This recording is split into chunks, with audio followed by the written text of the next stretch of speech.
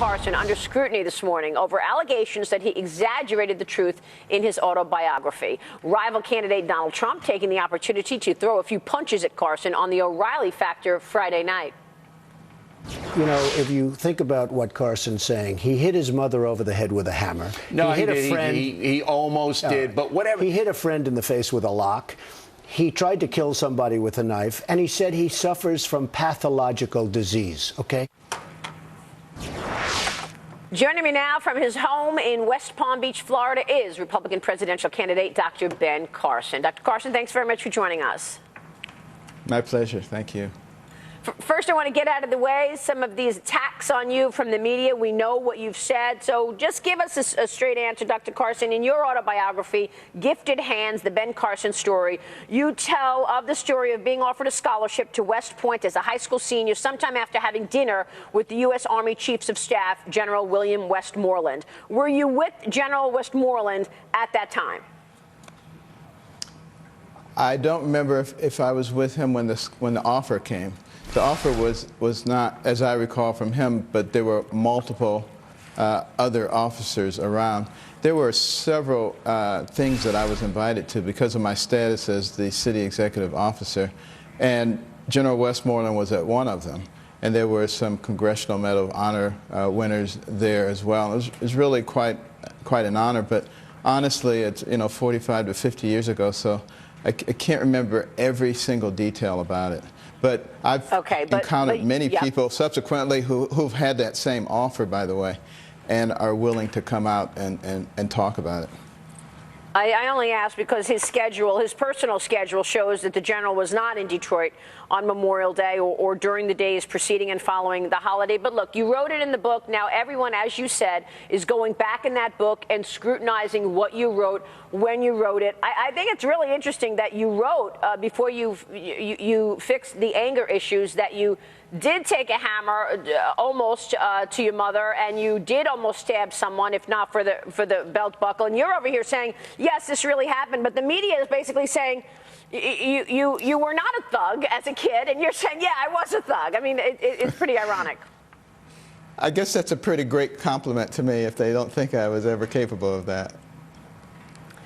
Let me ask you, Dr. Carson, about the issues that the American voter cares about, and not that they don't care about this, because they want honesty and they want integrity for sure. And so that's why I think the media has focused on these things. But I want to ask you about your plans for the economy. Tell us how you plan to create jobs. Well, first of all, we have to recognize that we don't have this glowing economy that many in the administration want you to believe we have. 5% unemployment rate. You can make that number anything you want by who you include and don't include. And obviously we should be talking about the labor force participation rate, which is at a 38-year low. Now, what we have to recognize is that this country possesses the most powerful economic engine the world has ever known. But it cannot function because we have so many regulations wrapping around it. And we have a tax policy that it does not encourage entrepreneurial risk-taking and capital investment. So one of the things that I would do, first of all, to jumpstart the economy, is recognize that overseas we have over $2.1 trillion in American cash that will not come back with the kind of corporate tax rates we have. I would declare a holiday on that tax, or encourage that, so that we could repatriate that money. And the only stipulation being that 10% of it be used in enterprise zones and to create jobs for people who are unemployed or on welfare. That would be one of the biggest stimulus that we've seen since FDR's New Deal. And it wouldn't cost the taxpayers one single penny. But it also gets business and industry in the mind frame of once again investing in the community, which is something that we used to do at a much higher level before the government came in and said, we'll take care of all that. And they may have meant well, but they've done a horrendous job in the process and created a lot more dependency in our economy. All right, so you're focused on making sure that that corporate money that is overseas comes back here to encourage businesses to do that. We've had real specifics in terms of a tax plan from a number of your colleagues that will be on stage tomorrow night. Not as much from you. Why is that?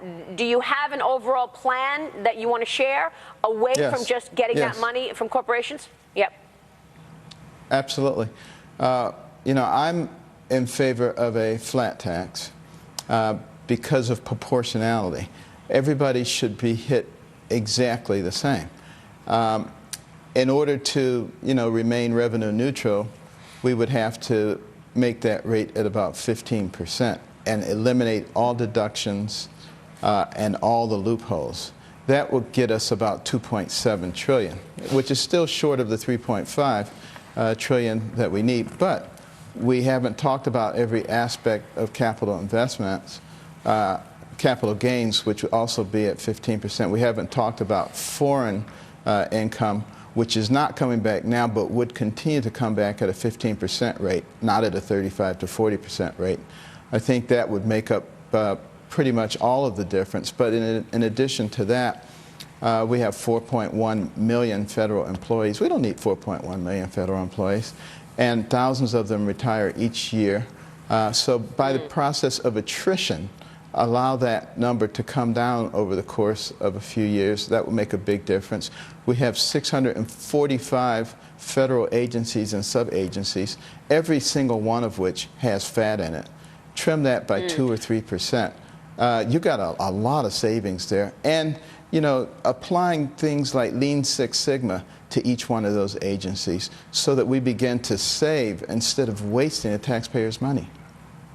Let me ask you about the regulatory environment. You have spoken about an onerous situation and all of these new regulations as keeping business from hiring. Which specific regulations would you change and how? What industries do you think you will affect if, in fact, you change these regulations?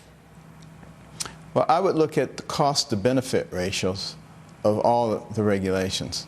And obviously, that has to work in the benefit of society, recognizing that every single federal regulation costs money, and that money gets passed on to the consumers, goods and services. And that doesn't hurt a rich person, but when a poor person walks in that store and that bar of soap has gone up 10 cents, they notice it. And when a middle class comes up to that cash register with a whole carton full of different things that are gone up 5, 10, or 15 cents, it has an impact. Those things that are putting a real damper on the American dream, on the ability to do what families want to do. Right. Dr. Carson, who is advising you on economic issues? I have a number of advisors, but the chief one is Tom Restici. He's a professor of economics at George Mason. I asked the question because people know how successful you've been as a neurosurgeon.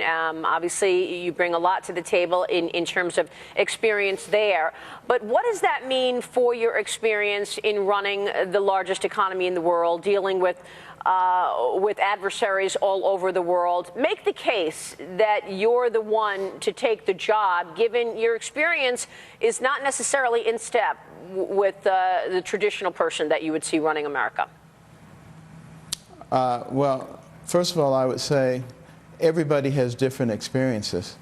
And it's really been the political class that has managed to convince people that they're the only ones who can solve our problems, when in fact our system was designed for the citizen statesman, not for the career politician.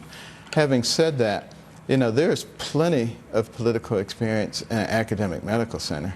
Particularly when you're appointed director of pediatric neurosurgery at age 33, and pediatric neurosurgery is not on the map nationally. And you do what is necessary so that by 2008, it's ranked #1 in the United States. That requires a lot of ability to bring people together and to operate in a political atmosphere. Also, learning a lot about national and international business by sitting on major corporate boards and starting a national scholars program and reading program that has won major national awards.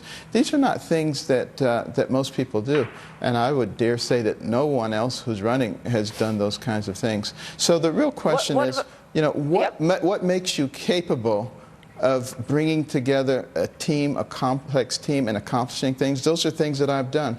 I'm not sure who else has done that, to be honest with you. But the real issue is, can you solve problems? Because right now we have problems that threaten to destroy us and destroy the future for our children. And I don't believe that there's any one person who has all the answers, but I think we have some incredibly talented people, and knowing how to utilize them in a synergistic fashion will solve a lot of problems for us.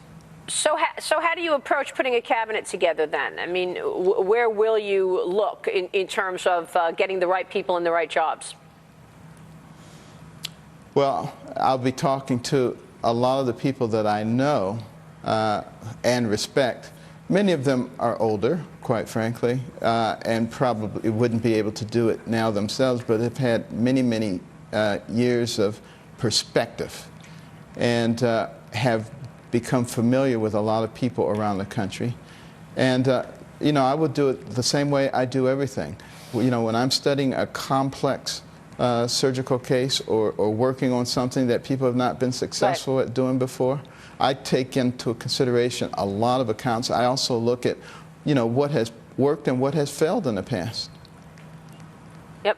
Dr. Carson, it's good to have you on the program this morning. Thanks so much for joining us. Always a pleasure. Thank you. We'll see you in Milwaukee tomorrow night, Dr. Ben Carson. We'll be right back with Reaction. Stay with us.